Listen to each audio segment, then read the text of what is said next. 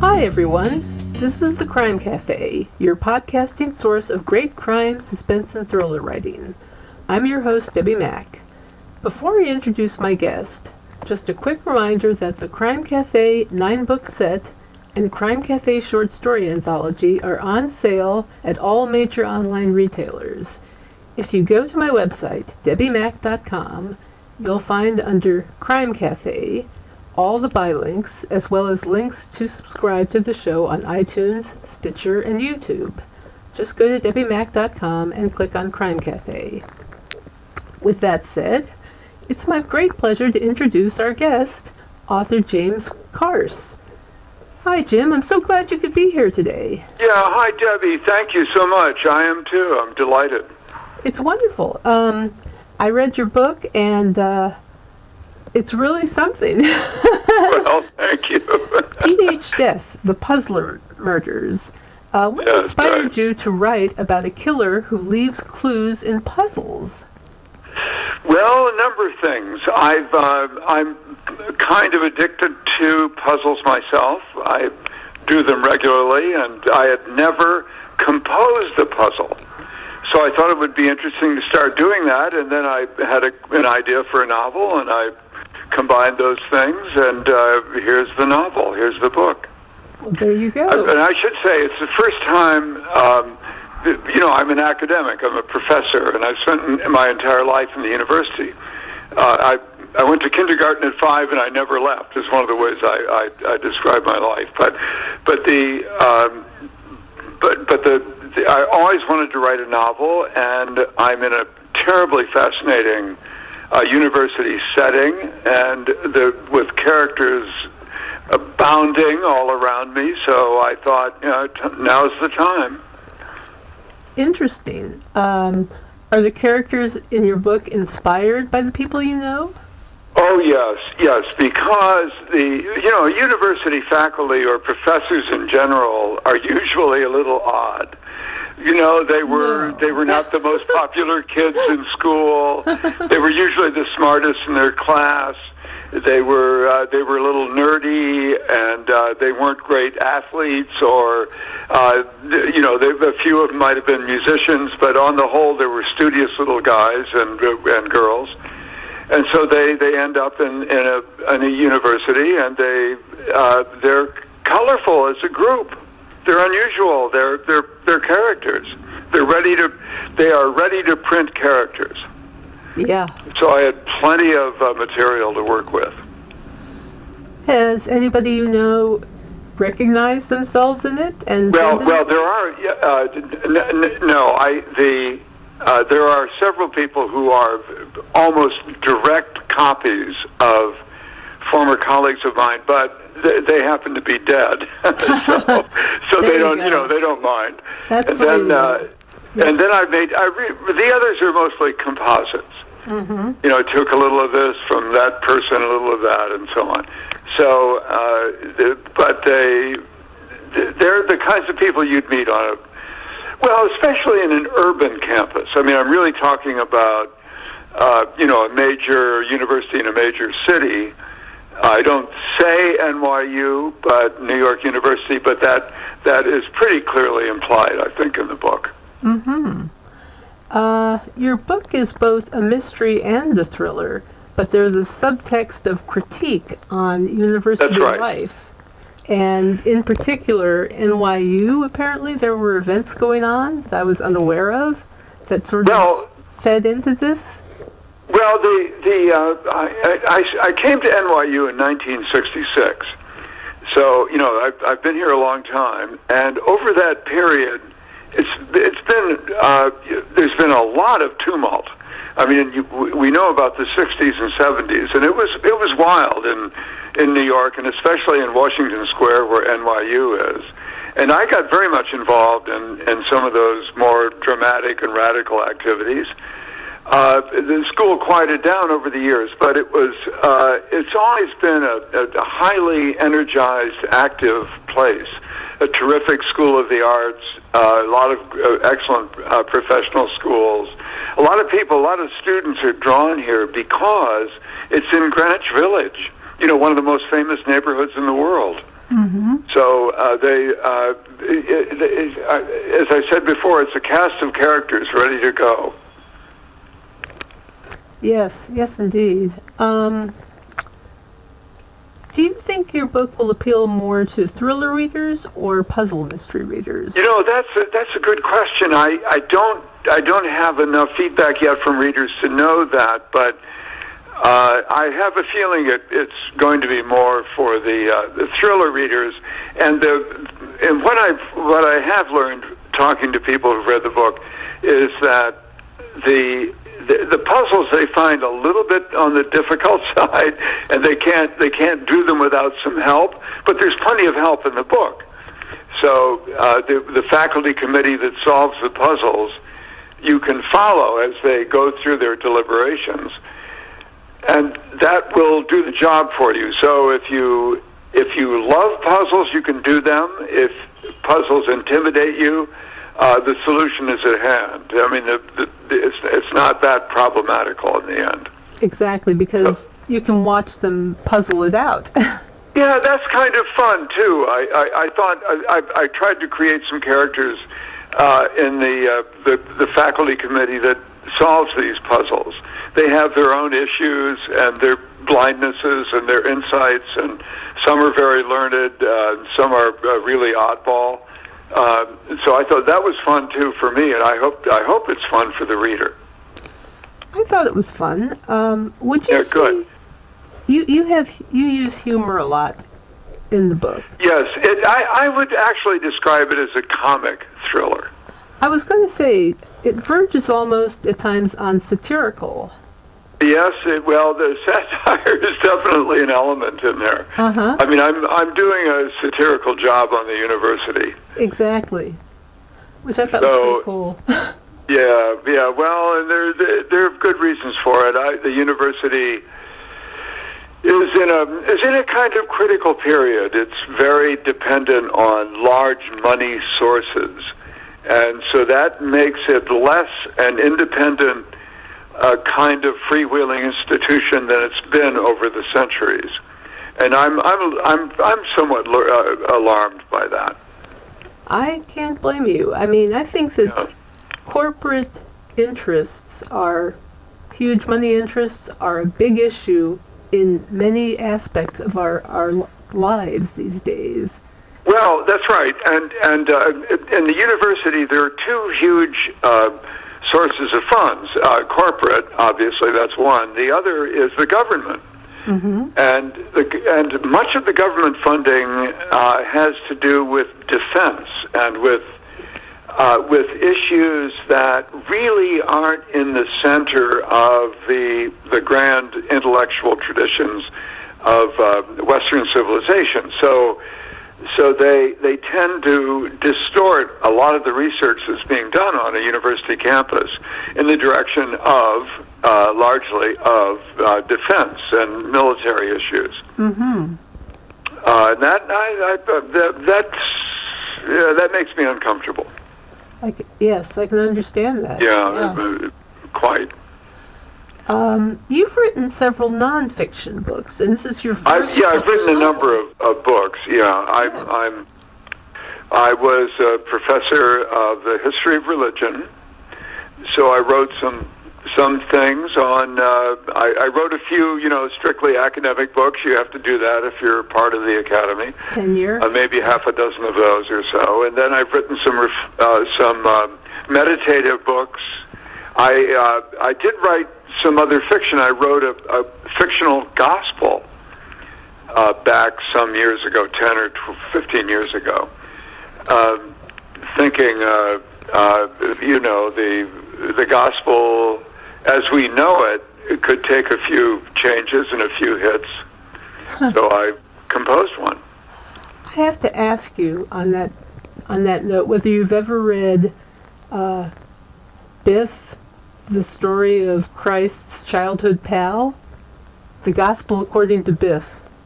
No, I don't know it at all. I've never heard of the book. You have got to read that.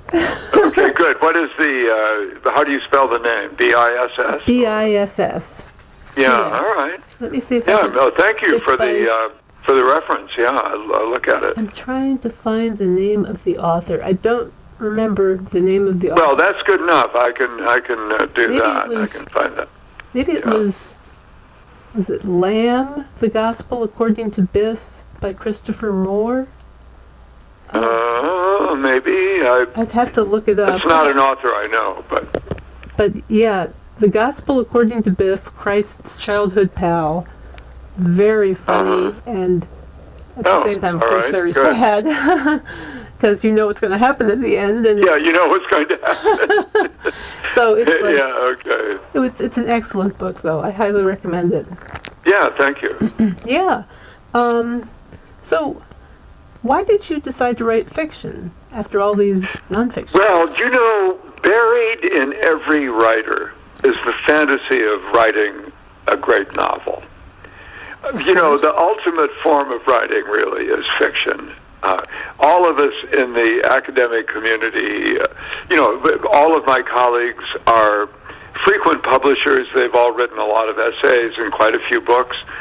But once you're in the creative process of writing, it's very hard not to think of yourself doing something even more creative, especially when your field requires a whole lot of research, very careful attention, close analysis.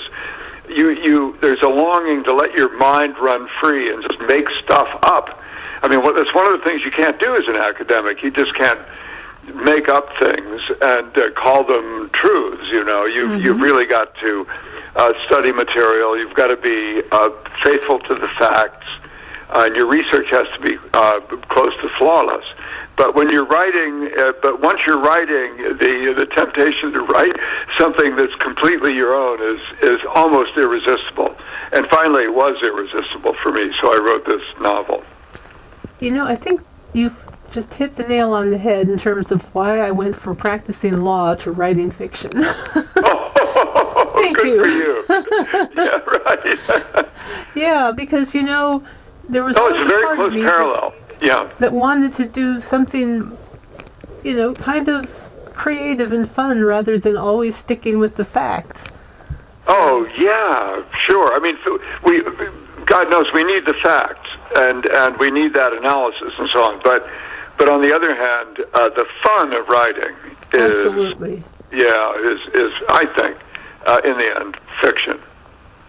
And there are truths in fiction. That's the thing. Well, that's the other thing. I mean, this is a fictional novel, but it's also a very serious appraisal of what's happening in institutions of higher education, and you know, it's a place where I've spent a lifetime, and I know a lot about it.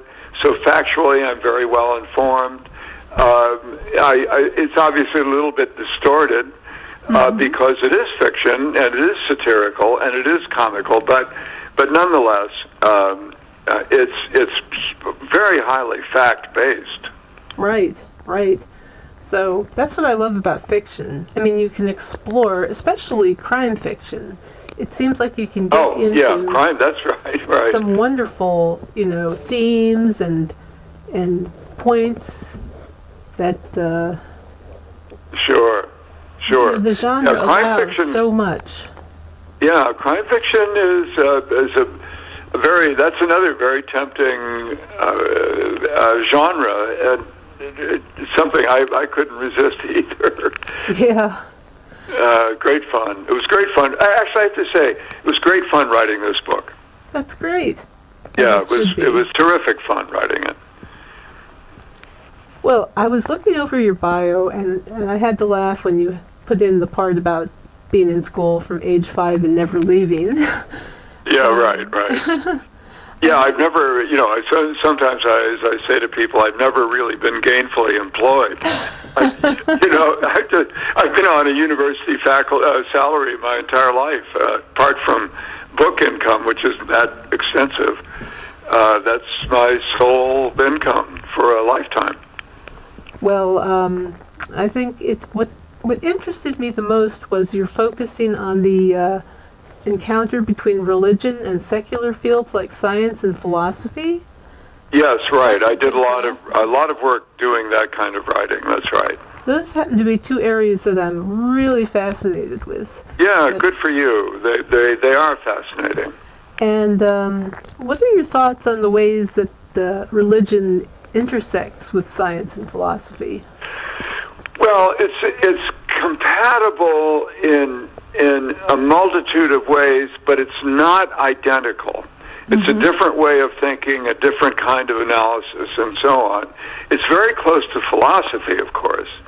In fact, philosophy, you might say, largely grew out of religious concerns. But nonetheless, religion is a distinctive way of thinking and looking at the world, and I always thought it was fascinating.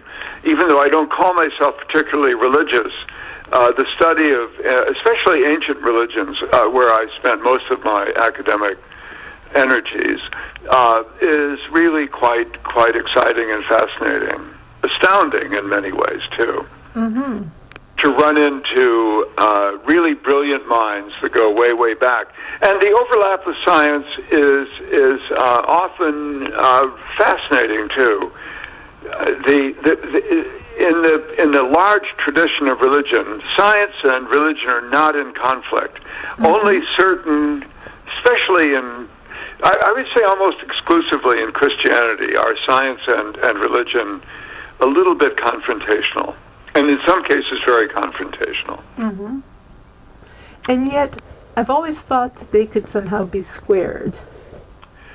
Well, they can be squared in some ways. I've known lots of scientists who are very religious, and I've known very religious people who have great affection for science. And there doesn't seem to be any conflict in people like that. But on the other hand, I would hesitate to say that you could write write science religiously or write religion scientifically. I'm not sure that's really possible. You can do a scientific analysis of religion, and there's a lot of that, especially psychological. But to really square the two off with each other academically, intellectually, would probably not work too well. But on the other hand, they stimulate each other. I mean, it's very clear to me. It's always been clear to me that that religion belongs in an academic curriculum, and it's something that's very, very important to study, along with the sciences and the other liberal arts, definitely. Interesting. Without revealing any spoilers, I just okay. I thought the ending of your novel was reminiscent of, let us say, one of my favorite existential writers. All right. Was that intentional on your part to throw in a feel of existentialism? Well, for years I taught a course on existentialism at New York University. It always drew hundreds of students. It was a very popular course, and the subject was always popular. The philosophy department didn't really much like teaching existentialism, but I loved it. And of course, yes, I was very affected by it. That's interesting you picked that up. I'm impressed. Yeah, there is an influence. Good for you. Thank you. Yeah. I'm also something of a scholar of Greek and classical religion and philosophy, so obviously that gets in there too, especially my interest in Socrates. And I'm just out of curiosity of Woody Allen. He's always bringing up philosophy. Yeah, right. Of course. Well, yes. I almost feel Woody Allen is a neighbor. Having spent almost all my life right in Greenwich Village. Where he's all but a citizen of Greenwich Village, and a lot of his humor is, as you know, I mean, all of his humor really is New York humor, especially Jewish New York humor, which is extraordinary, and, it's awesome. And I'm a great fan of Woody Allen's, of course. Me too. I've never met him. Although I sat next to him once in a cafe. I thought that was pretty exciting. Oh, lucky you! But I didn't even shake his hand. I was too timid, I guess. So you never got to appear as an extra in one of his movies and get to say, "These pretzels are making me thirsty." I would have loved that, but no, I haven't. Like Seinfeld. Speaking of yeah, right. Uh-huh. But yeah, okay. Is there anything else you'd like to add before we conclude? Well, not really, except I do want to say that my critique of the university it's actually a collective view of the institutions of higher education, mostly in America at the present. I've done it very seriously, and I do mean it. It's extreme in the book, and there's no question about it. But it's meant to be a provocation. It's not a report. It's not a study. It's a novel. It's a work of fiction. But it's meant to stimulate thought about not only about the nature of the university, but also some of the issues that come into view through the university, having to do with Western civilization. We're losing some of the sharpness of our civilization in a kind of wave or flood of commercialism and consumerism and so on. And I think that's regrettable, and I think the university stands in a position where it ought to be challenging those kinds of values. I think that's fantastic. I couldn't agree with you more. Yeah, well, thank you. Yeah, that's a very strong view of mine. Well, that's wonderful, and I highly recommend the book to everybody who's listening because I enjoyed it very much, and if you enjoy satire, thrillers, existentialism... It's all right in there. It's all in there. Yeah, it's got all that. All that and more. Right. You know, actually, I don't know exactly why you thought it was existentialism, but you know, the last phrase of the novel is actually taken from Kierkegaard. Oh. The existentialist, the Danish philosopher Kierkegaard, who's kind of the major existentialist in the tradition. So it was it's a kind of a trick that I did. I was kind of a joke, an in joke for academics. Most academics would probably recognize it, but I'm impressed you picked it up. Well, thank you very much.